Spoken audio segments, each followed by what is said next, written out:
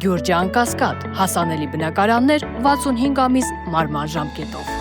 Բարև ձեզ, այսօր Փաստ Ինֆոյի հյուրը քաղաքագետ, քաղաքական գիտությունների թեկնածու Ալեն Ղևոնդյանն է։ Բարև ձեզ, պարոն Ղևոնդյան, շնորհակալ եմ հրավերն ընդունելու համար։ Պարոն Ղևոնդյան, ինչ է կատարում Հայաստանի ներքաղաքական կյանքում, որտեղ տեսեք մի կողմից գործող իշխանությունը, իդեմս Նիկոլ Փաշինյանի եւ Աննա Հակոբյանի թվայցյալ քարոզարշավ է իրականացնում կրթվելու անվան տակ, Նիկոլ Փաշինյանն ու իր կինը թիրախավորում են եկեղեցին, մյուս կողմից տարակարծություններ եւ հակասություններ ունեցող ընդդիմությունը իմպիչմենտի գործընթաց է նախաձեռնում։ Երկու տարբեր, այսպես թիրախայնության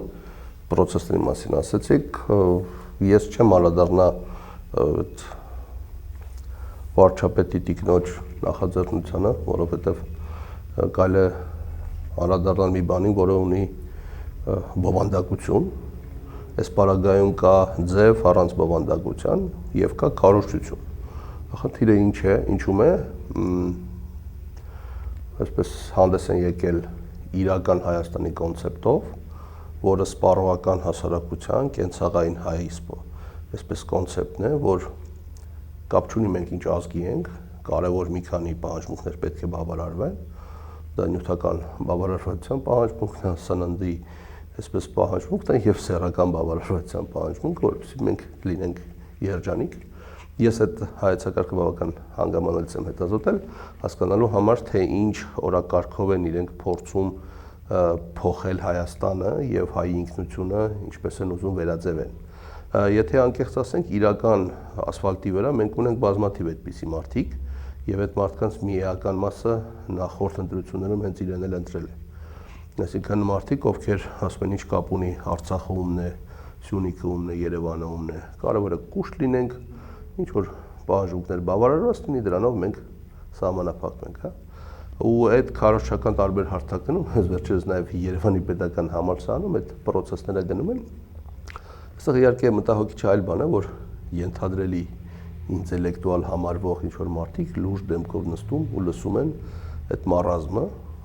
իսկ դա ոչ միայն մարազմ է, դա ազգային անվտանգության սպառնալիք է։ Երբ որ քեզ քարոզում են, որ անասուն լինելը շատ ավելի այսպես մրցունակ բովանդակալից եզրույթ է, քան ունենալ ինքնություն, բարոյականություն, պատվի, արժանապատվության գաղափար եւ այլն, մեծ հաշվով կենցաղային մարդու արժանապատվության եւ բարոյականություն մեծ հաշվով չի լինում այս պարագայում, չէ՞, չեն լինում կարմիր գծեր եւ այլն եւ այլն։ Իսկ եթե ինչ-որ մեկը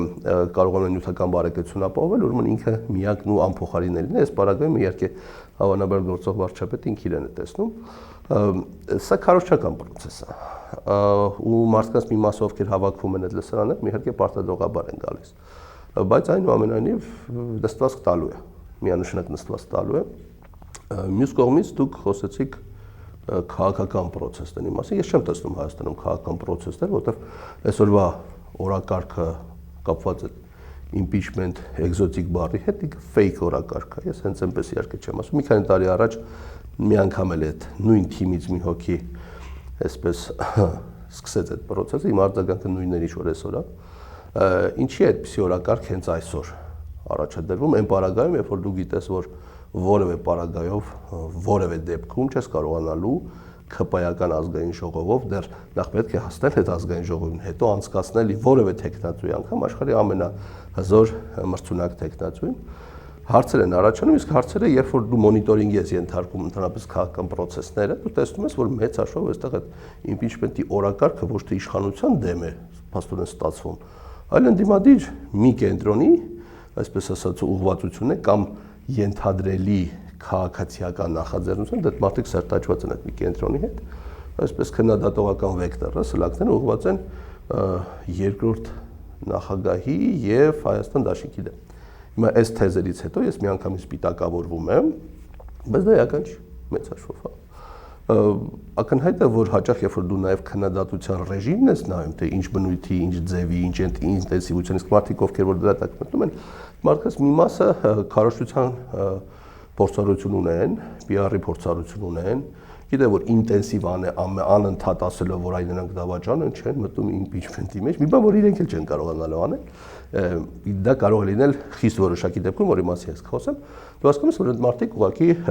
առաջին համարի ընդդիմադիր լինելու առնվազն խնդիր են լուծում մեկ, կոնկրետ քաղաքական ընդդիմադիր թիմերից երկրորդ նախագահի հետ ասոցացվող թիմում երկրորդ նախագահին թիրախավորելու խնդիրը լուծում։ Ես ամենևին երկրորդ նախագահի փաստաբանը չեմ։ Կարծում եմ ինքը փաստաբանների կարիք չունի, այնտեղ շատ են, հա, տարբեր գործերով եւ քաղաքական առումով էլ, հա, բայց ակնհայտ է, երբ որ դու մոնիտորինգ ես անում քաղաքական հոսքերը, տեսնում ես։ Եվ իհարկե այստեղ ուրիշ խնդիր կա, այս ամեն ինչը սրվեց նաև երկրորդ նախագահի ասուլիսից հետո, երբ որ ինքը փորձեց իրեն տարանջատել։ Այսինքն ընդդիմության մեջ կար երկու հիմնական սեգմենտ, երկրորդ եւ երրորդներն էին։ Հիմա ինքը փորձեց առանձնանալ, որովհետեւ մեծ հաշվով, երբ որ դու նայում ես քաղաքական պրոցեսները 2018-ից հետո, դու հասկանում ես, որ երկրորդն ու երրորդը քաղաքական առումով նույն, այսպես, փաթեթի մեջ չեն տեղավորվել, հա։ Այդ ֆիկտիվ իշխանահանձնման, որը Հայաստանում կոչվեց քաղաքական ինչ էր հեղափոխություն, Թավշյա եւ այլն հեղափոխություն, ինքը դրա մեջ չկար։ Այսինքն ենթադրելի մերժում էին Սերժին, հա։ Հետո ստացվեց այնպես, որ գլխավոր քաղաքական չարիքը դարձավ ինքը։ Իրենք հավանաբար որոշեցին, որ պետք է դիստանցավորվել։ Այս պրոցեսները նաև այսպես պրոցեսների կատալիզատոր դարձավ, այնպես որ իսկ այդ իմպիչմենտի հետ կապված նման պրոցեսները երկու պարագայում կարող են հաջողություն ունենալ։ Առաջինը կամ դա նախաձեռնողը երկրի վարչապետից սկսած մինչև ԿՊ-ական ԱԺ բոլոր падգամավորների նկատմամբ ունի այս հաստության վարկաբեկող կոմպրոմատային նյութեր, շատ լուրջ բնույթի պետք է լինեն, բայց դա էլ բավարար չի։ Առնվազն իշխանափոխության համար պետք է լինի նաև դրսի ներգրավվածություն եւ որոշակի կոնսենսուս։ Եվ երրորդը հավանաբար, չէ՞ որ այս պրոցեսները սկսեցին 2018 թվականի իշխանահանձնումից։ Ես այդ բառը հենց այնպես չեմ օգտագործում, հա։ Ես գիտեմ ինչ է դա նշանակում։ Հիմա ինչով էր դա պայմանավորված, դա գեոպոլիտիկ լուծում էր, ճնշում էր, բայց փաստը նրանում էր 2018 թվականի Հայաստանը շատ ուժեղ էր եւ ոմն Նիկոլ Վովայի Փաշինյան կամ ցանկացած մեկը չէր կարող 20 հոգով Հայաստանում իրավիճակ փոխել, քաղաքական կոնյունկտուրա փոխել։ Սերժ Սարգսյանը պրոֆեսիոնալ պետական գործիչ էր, քաղաքական գործիչ էր, ինքը իր կյանքի մի զգալի մասը կապված է եղել եւ եղել է քաղաքական որոշում եւ կառավարչական որոշում ընդունող ուժային կառույցներում, հստակ գիտեր ով է, անգամ իրենց ամեն քայլը գիտեր։ Դա շատ նորմալ է, այդպես էլ պետք է լինի, հա։ Ու մեկ էլ հանկարծ ոման ես իմ ով հայտնվում է եւ իրավիճակը փոխվում գլխի վրա։ Այդպիսի բան դա բարձր ժպիտ է առաջացնում մեկ, երկրորդը ժողովուրդը Հայաստանում տուն է մտնում եւ դուրս է գալիս, այսպես ընդ որում նաև էքսպերտներն են այդպես սկսում են մի թիմ ակտիվանալ, այս հենց է լինում Հայաստանում։ Հայաստանը փոքր երկիր է ախր։ Հայաստանում մի զգալի մասով բոլորին գիտեն, ինձ էլ գիտեն։ Ես այդ օրերին ես պետական կառույցում եմ աշխատել, շատ լավ գիտեմ այդ պետությունը ինչքան ուժեղ էր։ Եվ եթե կար եթե տեղի ունեցավ այն ինչ որ տեղի ունեցավ, այդ նշանակում էր, որ կար մի իրավիճակ, հավանաբար, որը լուծելի չէր այդ իշխանության համար եւ պետք էր ինչ որ մի քայլ հետ անել, որ հետո երկու քայլ առաջ անել։ Կարող է լինել այնպես, որպես սցենար, ոչ որպես պնդում, որ մենք հիմա իշխանավերադարձի process-ում կարող ենք հայտնվել, որտեղ այդ պնդումները դրանք չեն կարող լինել, սցենարային զարգացումների արդյունքում կարող են լինել։ Ակնհայտ էր, որ 2018-ի մեջ կան արտաքին խաղացողներ, դա քննարկելի չի, այնպես չի, որ ներսում Հայաստանի որոշեցին, սենց արեցին, սենց չկար։ Այլ հարցեր, թե ոնց կարելի էր այսպես անել կամ այնպես անել, հիմա էլ մեծ հաշվով արդեն շատ այդ մասին խոսելը ակտուալ չի։ Մենք պետք է խոսենք, թե Հայաստան պետություն լինելու է, թե չի լինելու, հա։ Այս իսկ ինչ վերաբերում է կոնկրետ իմպիչմենտի, դա քաղաքական ֆեյք է, որով թիրախավորել է մի ընդդիմադիր սեգմենտը իր հանրային ու քաղաքական կամ արժեական այսպես սուբյեկտայնության մյուսին, ուրիշ ոչ մի բան։ Լավ, իսկ դրա շարունակությունը ո՞րն է լինի, որտեղ պատիվ ունի իր 6 ստորագրությունները, Հայաստան դաշինքը, ինչպես տեսանք, տուրք տվեց պնդումներին եւ արդեն կա նաեւ Հայաստան դաշինքի ստորագրությունները, շարունակությունը բացվելու է չէ այդ ֆեյք օրինակ, եթե ֆեյք գործընթաց է։ Այստեղ խնդիրը գիտեք ոնց մանր մարտավարական կոնյունկտուրային քարոզչական էլեմենտներն են, ով Facebook-ում ինչ գրեց, ով ոնց պատասխանեց այն մեկը, ինչ փաստարկ առաջ բերեց այն մեկը, ստորագրեց, չստորագրեց եւ այլն։ Ակնհայտ է, չէ՞ որ երբ որ մեկին մեղադրում են, որ դու ստորագրություն չես տալիս, հետո այդ մարդը ուղիղ եթերով ասում է, գիտեք ինչ, հաշվեք, որ այդ ստորագրությունը կա, ինքը չգիտեմ, Հայաստան դաշինքի ղեկավարն է հավանաբար, կներեք, այսպես հստակ չի, այսպես ասած, ձևորոշման տեսանկյունից չգիտեմ կարգավիճակ, բայց քաղաքական հայտարարություն անում թիմի անունից, այդ մարդը նշանակում է, եթե հանգարց չանի, հետո պրոբլեմա չէ ունենալու հրապարակայնացման տեսանկյունից, հեղինակազրկման տեսանկյունից, բայց հետո ստացվում է, որ դա բավարար չէր։ պետք է շարունակել, չէ՞, քարոզչական աշխատանքը դրանց դեմ։ Այսինքն ասում եմ, այսքան ստորագրություն կա, այնքան ստորագրություն չկա, բայց դա ասենք թե որևէ խոչընդոտ չի հանդիսանում, որ այդ թիմի նկատմամբ քննադատությունը կեղծ, բացարձակ կեղծ թեմաներով շարունակվի։ Այսինքն դու հասկանում ես, որ բովանդակությունը իմպիչմենտը չի։ Իմպիչմենտի թեման առիթ է։ Մարդկանց մեծ մասը անգամ համազգության այդ հոդվածը չեն կարդացել իմպիչմենտի հետ կապված եւ այլն եւ այլն։ Իրականում այսպես կեղծ քաղաքական օրակարգ են ստեղծում։ Իդեպ նաև այդտեղ ուրիշ ռիսկ էլ կա, եթե մտնի process, մտնի ազգային ժողով, ֆանտաստիկ, այսպես հիպոթետիկ սցենար եմ ասում, այդ ձախողվի այդ impeachment-ը 6 ամիս Հայաստանի գործող վարչապետը դառնում է իրավական impeachment-ի հերթական process-ի համար անհասանելի ունենալու որոշակի բրոնյա։ Իսկ դա ում առաջերտի ձեռնտու։ Իհարկե Նիկոլ Փաշինյանին։ Այնպես որ այս է մեր իրականությունը։ Պարոն Ղևոնդյան, դուք ձեր խոսքում նշեցիք, որ անգամ հարց է Հայաստանի լինելիության խնդիրը։ Այս դեպքում նույն քաղաքական գործիչները, ընդդիմադիր գործիչները, որոնք ունեն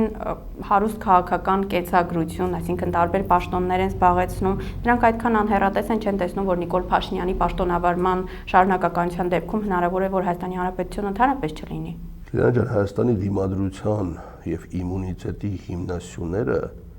այնպես են քանդվել այս ընթացքում եւ ամեն ինչ սկսել է բանակից։ Միակ վերջին ապավենը պետության եկեղեցին է դարձել։ Եկեղեցու թեման էլ միանշանակ չի։ Այո, գործող իշխանությունը եկեղեցու ներսում ունի մարդիկ։ Գործող հոգեվորականների մեջ էլ ունեն մարդիկ։ Այդ process-ները վաղուց են գեներացվել։ Արտաքին ազդակներով կարող են ակտիվանալ, պասիվանալ, դա ուրիշ հարց է։ Թե ընդդիմադիրները ոնց են մտածում, ինչ են մտածում, այսինքն ոնց են մտածել, ինչ են մտածել, ինչ որ քայլեր ձեռնարկել են։ Իմ համար ընկալելին չի մեկ այլ բան, երբ որ դու գիտես, որ պետականազրկման մեջ ես, դու պետք է հասկանաս, որ կարող ես ամեն ինչ կորցնել։ Իսկ այդ դեպքում գործիքակազմի մեջ ընտրությունը մեծ չպետք է լինի։ Ու պետք չի հղումներ անել։ Մեկ ասում է ռուսներն են պահում սրան, մեկ ասում է թուրքերն են պահում սրան, մեկ ասում է Միացյալ Նահանգներն են պահում սրան, մեկը չգիտեմ ինչ ասում եւ այլն։ Հավատացնում եմ ձեզ իրան պահում է ուժային համակարգը, ում ինքը անընդհատ փոփոխում է, ում ֆինանսավորում է, ումով ստեղծել է իրական Հայաստանի կոնցեպտ, ինքը շատ լավ հասկանում է, որ փողը հայի մի շարք տեսակների համար Աստծուց ավել է։ Հետևաբար կարելի է բոլորին գնել։ Ով էլ չի վաճառվում, ավելի թանկ գնով է վաճառվում։ Ես ընդհանրական դատողություն չունեմ, ես ասում եմ, բա որ ասֆալտի վրա կա։ Այո, կարող են բարոյական ինչ-որ վիճակներ լինել, որ այդ մարդիկ, չգիտեմ, զզվեն, այսպես տհաճություն ապրեն, բայց մտնում են, չէ՞ դրա։ Հիմա հարց պետական պահպանության ծառայություն կա, չէ՞, ԱԾ-ից հանեցին, կպցրեցին վարչապետին անձամբ ինքն է կառավարում։ Այդ մարդիկ ամեն օր ում անվտանգություն են ապահովում։ Մարդու, ով հանձնել է Արցախը 5000 հոգու կյանքի գնով Հայաստանը ուծացնում է, սպասարկում է թուրքերին, Ադրբեջանին, հիմա արդեն իրականում ավելի շատ թուրքերին մեծ հաշվով, հա, որովհետև Հայաստանը այս պահի դրությամբ օպերատիվ մակարդակով գաղութացման վիճակի մեջ է։ Մենք երբ որ 6 տարի առաջ այդ մասին ասում ենք 19 թվից, բոլորը ասում են քիչ հավանական է, այս ինչ ես ասում, դու նախկինների հետ ես ասոցացում, սևեր սպիտակների մեջ։ Ես ինչքան մտածել մնալու է, ոչ մի բան չի փոխվել մեծ հաշվով։ Բայց սպառնալիքը դրանից չի նվազել։ Սպառնալիքը բնականաբար ավելանալու էր, չէ՞։ Երբ որ մարդիկ փողի համար գնում են կոմպրոմիսի, սկսած քրեական որոշ հեղինակություններից, ովքեր իբրև ավանդական արժեքների կրողն, վերջացրած դասախոսներ, պրոֆեսորներ, ինչ ասեմ, բժիշկներ եւ այլն եւ այլն։ Ասում եմ, մեկ ամեն ինչ կորելու է, մեկ ավելի լավ է, ես իմ փողի փայը վերցնեմ գնամ։ Այսինքն խնդիրը նաեւ շատ ավելի խորքային է, բայց բացի հղում անել խորքայինին, կարա վաղը չգա պրոստը։ Չեք հասկանում, որ վաղը կարա չգա։ Հիմա ես որ ասում եմ կոչ չեմ անում, ես տեքստ եմ ասում, բոլորը երբ որ ասում են դրա մասին, ասում են, բա դու ինչ ես անում։ Ես ասում եմ ցանկացած անողի կողքը կանգնող է մինչև վերջի կետը։ Ուր է գործողությունը։ Հիմա դրսից հայացքը, Ռուսաստանից, Ֆրանսիայից, այլ երկրից, տեսնում են, չէ՞ ոչ մի process չկա։ Ասում են, ուրեմն խնդիր չունեք դուք այդ մարդու այս վիճակի հետ, հետեւաբար մենք Իրանից կվերցնենք այն ինչ որ մեր շահերին համապատասխան է, նույն Իրանը, նույն Թուրքիան, նույն Ռուսաստանի Դաշնությունը։ Այն մարդիկ, ովքեր պետության մասին են մտածում ներսում, ասում են, ինչպես Իրանը իրան է թույլ տալիս, օրինակ բերեցի Իրանի վրա կամ Ռուսաստանի, հիմնական Ռուսաստանն են չէ թիրախավորում կամ թեկուզ Ֆրանսիային են թիրախավորում, որտեղ Ֆրանսիան ունի գեոպոլիտիկ շահեր։ Եթե դուք թքած ունեք ձեր պետության վրա, իրենք ասում են, եթե այս իրավիճակն է, մենք այստեղ փայ կմտնենք։ Ինչ կա այսօր Սյունիքում։ Ֆրանսիան, Իրանը ունեն հյուպատոսություններ։ Ինչի բալանս են ապահովում։ Իրանի սուր տեքստերը ընդհանրապես նկատել եք, որ Զանգեզուրի միջանց կոչվող թեզի վերաբերել Հայաստանին էլ որևէ մեկը չի դիմում, բոլորը Իրանի հետ են խոսում, արդեն հրապարակային։ Եվ դա ինչից է գալիս։ Երբ որ ձեր գործող վարչապետը ասում է, չեմ կարող պահեմ, ով ուզում է, թող գա պահի։ Այսինքն հետո խոսում են ինքնիշխանությունից, չէ՞։ Հետո հիստերիկանում ազգային ժողովից սկսում է նախկին նախագահներին պիտակավորել եւ այլն, չէ՞։ Բայց չէ՞ որ ոչ ոք մեր փոխարեն չի պահելու դեպքում էլ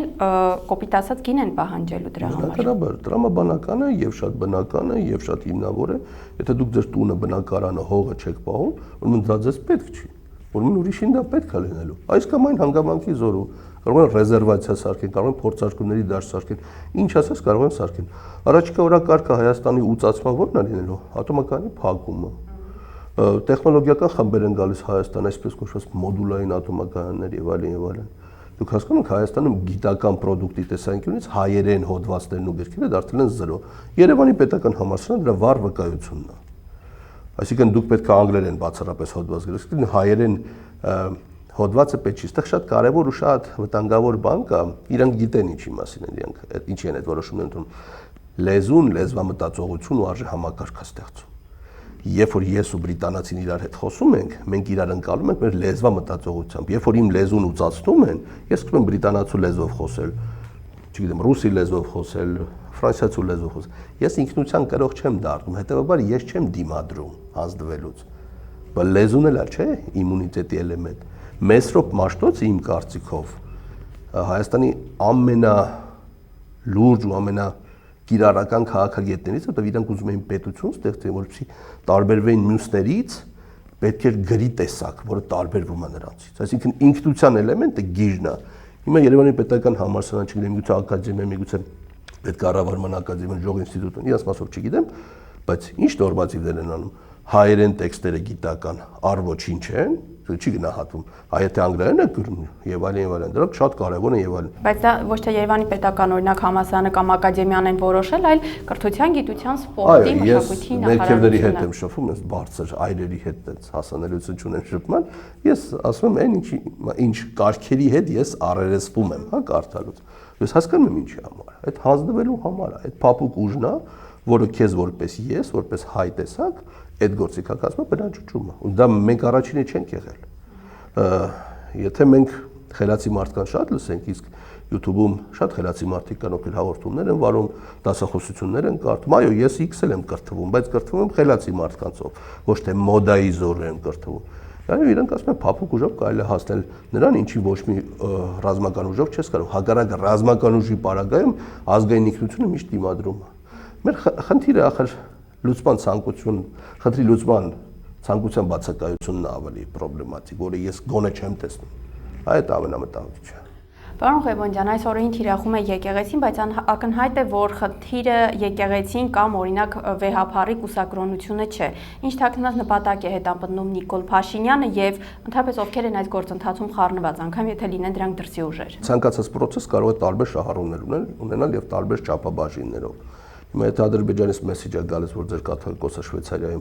Արցախի հիմնահարցը առաջ տանում եւ այլն ինքնության հետ կապված, արցախցիների իրավունքների հետ կապված հարցադրումներ անում, մի շահառուն է դա։ Երկրորդ, այստեղ հիմնական կառույցը խնդիրը ներքաղաքական բնույթի կարող է լինել նաեւ, հա։ Հետազոտենք վերջին 1.5-2 տարվա քաղաքական դաշտում տեղի ունեցող process-ները։ Աննախադեպ հաջողություն արձանագրեց Բաղդադ Սրբազանի շարժումը, դժվար կանխատեսել էր, այո, ինքը հարիզմատիկ կերպար էր, ես իզուր չի, որ անցած թվով եմ խոսում, որովհետև process-ը իմ պատկերացմամբ անհետադարձ մարել է, ու թող որ ես սխալվեմ, բայց ինքը կարողացավ այնպիսի շրջանակ մարդկանց գեներացնել հրապարակում, այդ ծավալի անհատական հարիզմայով այդքան մարդ գեներացնող Հայաստանի պատմության մեջ չի եղել, այդ թվում նաև գործող վարչապետ 2018 թվականին։ Մի հոգու մասին է խոսքը, եղել է Բաղդադ Սրբազան։ Չկարողացանք քաղաքական process գեներացնեն, համապատասխան քայլերի հաջորդականություն եւ այլն։ Երկրորդ ամենաազդեցիկ քաղաքական տեքստ ասողը, որը շատ սկզբունքային ու շատ հետևողական ու շատ այսպես ամուր, հա, դիրքերից է հանդես գալիս, դա Աջապահյանն է, Միքայել Սրբազանը, ու ինքը շատ ավելի ոչ կոմպրոմիսային է, որովհետև կարծում եմ շատ ավելի է գիտակցում, քան որևէ մեկը, թե այս ամենի վերջի ինչ կլինի։ Աջապահյանի ուժը նաև նրանում է, որ ինքը շատ հետաքրքիր ինքնակնդադատ մոտեցում ունի։ Չմոռանանք 2018 թվականի հետ կապված իր որոշակի վարքի դրսևորումներ, որոնց մասին ինքը հանրայնորեն խոսել է եւ ասել է, որ այո, ես սխալվել եմ։ Սխալը ընդունելը ուժի նշան է։ Թուլամորթները մենակ սեփական սխալները չեն ընդունում։ Հիմա երբ որ գործող վարչապետը տեսնում է, որ առնվազն եկեղեցու հետ կապված խնդիր է ունենալու, եկեղեցին կարա փողոց անի մարդկանց ու գեներացնի process իր դեմ, այդ թվում նաև ուժայիններում տարբեր տեղերում, որտեղ ամեն դեպքում եկեղեցու եւ քրիստոնեության հոգեվոր բավանդակությունը դեռևս չի մեռել։ Ու ինքը պետքա թիրախավորի, այսինքն ինքը ոչ թե խնդիրը վեհապարը չի, խնդիրը եկեղեցու ինստիտուտի կաթողիկոսին փչացնելն է։ Խնդիրը հենց այդ է։ Մամվել Գրիգորյանը չէր խնդիրը, հերոսին, հաղթող գեներալին փչացնելն էր։ Ու դա փափուկ ուժ է, դա կոնկրետ բան է, այսպես թիրախային գործողություն է։ Դասախոսների պարագայում էլ է այդպես, ոչ թե խնդիրը այդ մարդուն խնդիրը լուծելն է, այլ փչացնելն է այդ գաղափարը։ Մենակ այդ քաոսի պարագայում դու կարող ես որոշակի երաշխավորվածություն ունենալ, որ քո իշխանությունը միգուցե կարող է լինել նաև հարատև։ Եվ ասեմ ձեզ, ինքը սիրով, մեծ հաճույքով կուզենա գրպանային կաթողիկոս, բայց այստեղ հարց առաջանում։ Չէ՞ որ մի քանի տարի առաջ կար նոր հայրապետ, ինչ-որ տեն շարժում էին, չէ՞, գեներալը։ Ինչի են ժամանակ այդ process-ը չարեցի, որտեղ ասեմ ձեզ, նրանք շատ ավելի մրցունակ էին։ Իրանք այն ժամանակ փողոցը իրենցն էր, հիմա փողոցը իրենցը չի։ Ինչի են հիմա սկսել։ Այդտեղ իհարկե տարբեր սցենարներ կարող են լինել, շատ չխորանանք, բայց խնդիրը այն է, որ պետք է եկեղեցուն ծրկի բերել։ Ինքը մի բան չի հասկանում, որ եկեղեցին ցանցակենտրոն է։ Մի կողմից դա ուժի նշան է, մի կողմից խնդիր կարա ստեղծի։ Կարա Էջմիածնից գնան ուրիշ տեղ նստեն։ Էդ էլ է խնդիր։ Ու հոգևոր դասը իհարկե մեզանով պետականություն պահող, ազգային ինքնություն պահող, հայի տեսակ պահող է եղել, բայց ստիպված է եղել այս կամ այն կոմպրոմիսի գնալ պատմականորեն, չէ՞, պարսիկների հետ, թուրքերի հետ, մոնղոլների հետ, բա ոչ էր գնալու ճակատային, այսինքն իրենք շատ ավելի զուսպ ու զգուշ էին։ Դրա համար է հավանաբար եկեղեցու տեքստերը ավելի հաշվի նկատ, հաճախ մենք ինքներս այդ թվում երբեմն ես ավելի կոշտ գնահատականներ եմ տալիս, բայց եկեղեցին իմաստուն է ու լինելով հազարամյակների պատմության կրող, ինքը գիտի դոզավորումները։ Ես դժվարանամ ասել ինչ process-ներ կգնան, բայց որ process-ները շարունակվելու են եւ սրվելու են, ենթադրելի է։ Ասեմ ձեզ, եկեղեցու խնդիրը նաեւ գեոպոլիտիկ խնդիր է մեզանում, այդ առաջի process-ը նաեւ այդ առումով է զսպվել։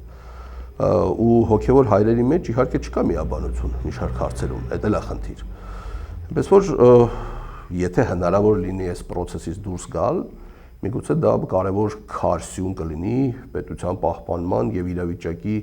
փոփոխման տեսանկյունից, որտեղ մենք հստակ տեսնում ենք, որ Հայաստանը գնում է գաղութացման եւ դրա առաջի գծում կանած է Նիկոլ Վովայի Փաշինյանը, ինքը ոչ մի բանի առաջ չի կանելու։ Պարոն Ղևոնդյան, հաշվի առնելով ինչ է տեղի ունենում Հայաստանի ներքաղաքական կյանքում կամ հասարակությունը ինչ վիճակում է գտնում, ձեր դիտարկման պարարժության դեպքում հասարակությունը կհամախմբվի եկեղեցու շուրջ, կպաշտպանի եկեղեցուն։ Հասարակությունը շատ լայն հասկացություն է, իսկ եթե մենք խոսում ենք 2.5 միլիոն մարդու մասին, իհարկե այդպես չի։ Հասարակությունը ունի ինչ-որ ակտիվ շրջանակ զանգված եւ ունի մշտական пассив զանգված, հաճախ չմասնակցելու համար հիմնավորումներ են մարդկանց պետք։ Իրանք երբեմն ասենք այդ հիմնավորումները գտնում են, սկսում են կեղծ բաներ խոսել, հա, ասենք մի հատ վատ քահանա գիտեն, սկսում են դրանով պիտակավորել ամբողջ հոգևոր դասը։ Դա նաև չմասնակցելու քո հայտը հիմնավորելու տեքստը, այսինքն քանի որ չեմ մասնակցելու, պետք է հեղինակազրկեմ process-ը, որ ասեմ, բայց ինչ գործ ունի գնայի դրանց կողքը կանեի։ Առհասարակ հոգևոր դասի եւ եկեղեցու եւ քրիստոնեության նկատմամբ մեզանում ընկալումը ամուր է, այդ թվում նաև գործող վարչապետի ընտրազանգվածի մոտ։ Այնուամենայնիվ այնտեղ շեղումները շատ են, չնայած ռեյտինգը նվազել է, բայց դա էական չի։ Միակ մոբիլիզացնող գործիքը, ուժը, առանցքը, արմատը այսօր մնացել է եկեղեցին։ Այստեղ էլ քաղաքական ուժերը չփչացնեն ամեն ինչ, որովհետև մեր քաղաքական ուժերը մի զգալի մասը հիմնականում ոնց է, հենց որ արդեն process-ը սկսում են ուժի իշխանության համար բազար անել, որովհետև ունեցել են տարբեր դրվագներ, հիմա էլ ունեն այդ ռեսուրսը, գործող վարչապետի հետ կապված ունեն այդ ռեսուրսը, հնարավորությունները պաշտոնազրկելու, ոչ թե իմպիչմենտների միջոցով, այլ իրական process-ների միջոցով։ Բայց ինչ որ հանգամանքներից ելնելով կաշկանդումներից, չգիտեմ, ուժային բալանսի հետ կապված փոփոխություններից, անձնական վախերից միգուցե դեռևս հրահանգավորումներ չեն ստացել ինչ որ կենտրոններից։ Ես սցենարներ եմ ասում, որոնցից ինչ որ մեկը կարող է ավելի կամ պակաս հավանականությամբ իրողություն լինել, բայց այդ հնարավորությունները իհարկե կան։ Պարոն Ղևոնդյան, մենք հիմա կենտրոնացած ենք ներքաղաքական կյանքի վրա, բայց ինչ է կատարվում Հայաստանի շուրջ եւ գլոբալ տիրույթում, ինչ գործընթացներ են տեղի ունենում, որոնք կարող են ազդել Հայաստանի վրա։ Թուրքիան հարավային Կովկասը ուզում է վերցնել բրիտանացիների հետ ակտիվ համագործակցությամբ։ Այս կամ այն չափով Իրանը փորձում է այդ ամենին հակադարձի։ Ադրբեջանը իրեն պահում է որպես ռեգիոնի ամենաուժեղ տղայի պատվավոր, այսպես հորիզոնակով գտնվող սուբյեկտ։ Ատամները ցույց տալիս Ռուսաստանին, սուբյեկտանության լուրջ հայտ է ներկայացնում, ասում առանց ինձ ռեգիոնում իրավիճակ որևէ ձև չի լուծվի։ Օրինակ վերջերս բոլորը խոսում են ինչա Վրաստանը խնդիրներ ստեղծում Հայաստանի հետ կապված, չգիտեմ, կոնյակը չի գնում, գինին չի գնում, շատ պարզ։ Վրաստանը ասում է Զանգեզուրի միջանցքը որ բացում եք, այդ ումով եք բացում, դուք ձեզանով եք բացում, բա որ բացեցիք այդ Զանգեզուրի միջանցքը, բա տնտեսական այդ հոսքերը բաները, որ Վրաստանով գնում է Թուրքիա, այդ բա դրա պատասխանը ով է տալու, ով է այդ փողը ինձ լրացնելու։ Հայաստան ջան, հիշում եք վրացիները մի պահ Հայաստանում ավելի շատ էին լինում, քան Վրաստանում, հա, բնակվում էին այստեղ, նկատ, ու սարկազմով եմ ասում, բարձր դրամաչափի քաղաքական որոշումներ ընդունողները, կրեն ասեն դուք որ այտենց մտքեր ունեք, կոնկրետ վարչապետին, բայց դուք չեք մտածում, որ ձեր արտաքին առևտրի 85%-ը մեր երկրով է գնում։ Հարկերը կբարձրացնենք 250%, կտենանք, որ Զանգեզուրի միջանցքը բացես, թե չես բացի։ Չէ՞, այդ պայմաններում եթե հանգարտ Իրանում ինչ որ իրավիճակ անկայուն դարձավ, իսկ Իրանում հյուսիսում ադրբեջանցիներ են, նրանք ամեն օր կարան մի խնդիր ստեղծեն։ 2 օր առաջ Իրանում ահռելի մեծ հրդեհ, այդ հրդեհները հենց այդպես չեն լինում, էլի։ Հատկապես Իրանի նման երկրներում, որտեղ հետախուզական ցանցերն ուժեղ, ներքի վերահսկողությունն ուժեղ եւ այլն, հա։ Այսինքն ակտիվ առևտուր է գնում։ Լավրովն էր եկել զուգահեռ նույն օրը Իրանի պաշտպանության նախարարն է Հայաստանում, Իրանի 85 միլիոնանոց պետության, ով ռեգիոնում գեոպոլիտիկա է ստեղծում, պաշտպանության նախարարն ու Լավրովը տենց շատ միամիտ նույն օրը Հայաստանում էին, հա։ Լավրովը բաց տեքստերով ասում էր, ինչ որ ասում էր, Միրզոյան Արարատը նախկին ըստ վերջի տվյալների փաստորեն ինքը գործակալ չի եղել։ Բանը տեքստեր էր ասում ազգային, կներեք, արգոսնախարարության ասուլիսների վայրում, ու ասում էր, մենք այդքան էլ հարմամիտ չենք եւ այլն։ Չէ՞ որ այդ ամեն, ասենք Միրզոյան Արարատի մասով կա հստակ թղթապանակ, չէ՞։ Երբ է գնացել, ուր է գնացել, ում է հանդիպել Թուրքիայի Հանրապետությունում, ինչ զեկուցագրեր է գրել, ում է այդ զեկուցագրերը գրել, միգուցե ասուլիսի ժամանակ իր կողքը կանած ինչ որ մեկին է գրել այդ զեկուցագրերը եւ այլն, հա։ Ակտիվ գեոպոլիտիկա է գնում։ Վերջին ինչ կլինի, կարծում եմ բավական դժվար է ասել, որ առավելևս որ մենք 2 օր առաջ լսեցինք նաև Իրանի բարձրաստիճան չինովնիկներից մեկի տեքստը, որ ասում էր Զանգեզուրի այսպես կոչված միջանցքը բացվելու էր, մենք չենք թողելու, մենք չթողեցինք ուղղակի, ավելին ինքը շատ հետաքրքիր բան ասաց, Հայաստանը բաժանելու էին, մաս-մաս էին անելու։ Փաստացիորեն այսօրվա դրությամբ Հայաստանը այո ազդեցության գոտիների է։ Նու այդ մասին անգամ տարիներ առաջ ես էլ եմ ասել, ոչ թե միայն ես եմ ասել, բայց ակնհայտ է, չէ՞ որ գեոպոլիտիկան ազդեցության գոտիներ է ստեղծելու, չէ՞։ Թուրքիան էլ չէ ունի Հայաստանում ազդեցության գոտի, Իրանն էլ չէ ունի։ Ռուսաստանին փորձեցի տեղերից հանել տարբեր տեղեր, ասենք օրինակ Սյունիքում այլևս ռուսական ներկայացություն չկա, չէ՞, ռազմական ներկայացություն կա, բայց ռուսները վերջնագիր են ներկայացնել կապված հյուպատոսության հետ եւ այլն։ Հետո Մատվիենկոն է գալիս Հայաստան, այն նույն ազգային ժողովի նախագահ երիտասարդը, ով հայհոյում էր ռուսներին, ամենաջերմ որակումներով գնում է դիմավորում է։ Լավրովին չեն դիմավորում, Լավրովին չեն տանում ծիծեռնակաբերդ, բայց Մատվիենկոն գնում է ծիծեռնակաբեր, չէ, կներեք, Ֆրանսիային արտգործնախարարը գնում է, Ֆրանսիան ակտիվացել է այստեղ, նույն այդ Ֆրանսիան Ադրբեջանի հետ Ադրբեջանում նավթավերամշակման գործարան է սարքում, նույն այդ Ֆրանսիան Ուկրաինայում դրոնների գործարան է սարքում, բայց Հայաստանում ոչ մի չի անում։ Չինաստանը Ադրբեջանի հետ ռազմավարական փաթեթի երկրորդ հատվածը հաստատում։ Դուք հասկանում եք, բոլորը աշխատում են, իսկ մեր մոտ գոշ զոնա է, ու դա մեզնից է գալիս։ Որովհետև բոլորը տեսնում են, որ քաղաքական կամք հանձնառություն ու սկզբունքայնություն չկա մինչև վերջ վերցնելու եւ վերջի վերջո հաճախ որ քաղաքական գործիչները ասում են մեզ դրսի օգնություն է պետք է խնդիրները լուծելու, որովհետև 30 տարի քաղաքականությամբ ենք զբաղվում Մակաոյում ուսանողական վարձերը բարձրացրեցին, իշխանափոխություն արեցին այդ երկրում։ Հասկանում եք, ուսանողական բարձրը, մեկ է թոշակները։ Դուք հասկանում եք 5000 հոգու նահատակեցին, երկիր հանձնեցին, հիմա օպերատիվ ռեժիմով հանձնում են, որևէ խնդիր չկա ու հղում են անում, որ մեզ դրսի աջակցություն ապեն։ Դուք պատկերացնում եք ինչ խնդրահարույց քաղաքական օրակարգ եւ քաղաքական գործիչներ մենք մի զգալի մասով ունենք։ Ուղղակի արձանագրումներն էլ արդեն ավելորդ են։ Ինչքան կարելի է նույն բանը ասել, Լենա ջան։ Ինչքան կարելի է ասել, որ վաղը կարողա չլինենք։ Այդ խոս դրա համար ես քիչ եմ խոսում, ինչ խոսամ էլ։ Բանը բանից անցել է։ Լավ, վերջում պարոն Ղևոնդյան, հաշվի առնելով Հայաստանում եւ դրա շուրջ ձևավորված իրավիճակը, կարճաժամկետ հեռանկարում ինչ է սպասվում կամ սպառնում Հայաստանին եւ որն է լավագույն լուծումը Հայաստանի համար, ինչ պետք է անենք մենք։ Դժվար ասել լավագույն լուծումը որն է, որովհետեւ լուծումների մի մասը արդեն օբյեկտիվորեն մեզանից կախված չի, որովհետեւ մենք մեր սուբյեկտայնությունը գրեթե զրոյացրել ենք։ Առաջնահերթ եւ միակ հիմնապատճառը այն է, որ օպերատիվ ամեն գնով երկրում իշխանություն պիտի փոխվի։ Ասեմ ձեզ, այն իշխանությունը, որ գալու է, առերեսվելու է մեծ խնդիրների հետ։ Ես չեմ նախանձում իրանց, բայց ուրիշ ձև պետություն չեմ պահում։ Ուրիշ ձև ուղղակի հնարավոր չի պահել։ Տիգաս 0-ից, դաժե մինուսից սկսես։ Եթե լինեն տեխնոկրատ մարդիկ, որոնց համար կարևորը արժեք ստեղծելն է, վերականգնելն է, քան թե քաղաքական տեքստերն է, մենք հնարավորություն կարող ենք ունենալ։ Ունենք այդ տեխնոկրատներին իրականության մեջ, ունենք։ Թե հնարավոր կլինի ազատվել այս կերպարից, կարծում եմ ինքն էլ այդ ամենի մասին մտածում, ինքն էլ հետ դարձի ինչ որ ճանապարհներ մտքում այնուամենայնիվ գծում է, բայց դուք մի մոռացեք մի բան, իսկ ով ասեց, որ ինքը չի ուզում ցմահ մնա, չէ՞ որ ինքը հասկանում է, որ ինքը անձնական կյանքի անվտանգության խնդիր է ունենալու ամեն հաջորդ օր, եթե այդ օրը ինքը իշխանազրկվեց։ Եվ դա նաև շատ տրամաբանական է, ինքը գիտի ինչ արել, ինչի տակ է երկիրը մցնել եւ այլն, հա։ Ես չգիտեմ, որ երկրները իրան ինչ երաշխիքներ են տվել, բայց ինքը պարբերաբար այդ թեմաներով քննարկումներ ունեցել է։ Երաշխավոր հիմնական երկիրը, որ շահառու է նաև, դա իհարկե Թուրքիան է, դա իհարկե Ադրբեջանն է։ Եվ դա շատ տեսանելի է, այդ 300,000 ադրբեջանցիները ինչ են հիմա խոսում։ 4 տարի առաջ ենք այդ մասին ասել, որ գալու են, երբ որ իրանք եկան, երկրում իրավիճակը ֆունդամենտալ է փոխվելու։ Իսկ ի՞նչ եք մտածում, որ այդ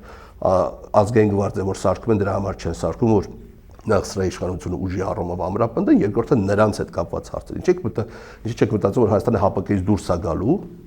սառեցումը հանգեցնելու է դրան մեծ հաշվով։ Մենք չենք վճարում այդ կազմակերպության համար։ Հետո անվտանգության բախումներ են լինելու հայերի ադրբեջանցիների միջև, դիմելու են ՄԱԿ-ին, ՄԱԿ-ը ասի ինչ կազմակերպություն կա, որ կարող խաղաղապահմծի, թուրքերը թուրքակախոս երկրների այդ կազմակերպության անվան տակ զորք են մտցնելու Հայաստան։ ՄԱԿ-ի անվան տակ են զորք մտցնելու Հայաստան։ Ինչ խնդիր։ Բրիտանացիք են զորք մտցնելու Հայաստան, ինչ խնդիր։ Այնպես որ հեռանկարը շատ մտահոգիչ է մեղմ ասած, ու եթե հնարավոր չեղավ ազատվել, դա կարող է լինել շատ ֆատալ, այսպես ավարտ ունենա այս ամեն ինչը։ Ու դրա համար պետք է հասկանալ, որ պայքարի բոլոր գործիքակազմերն են լեգիտիմ, այն էլ էս պարագայում։ Շատ լավ, շնորհակալ եմ հարցազրույցի համար։ Ես շնորհակալ։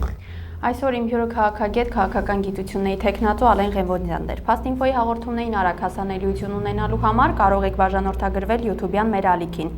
Համախմբենք եւ փրկենք հայրենիքը ներքին ու արտաքին թշնամուց։ Մինչ նոր հանդիպում։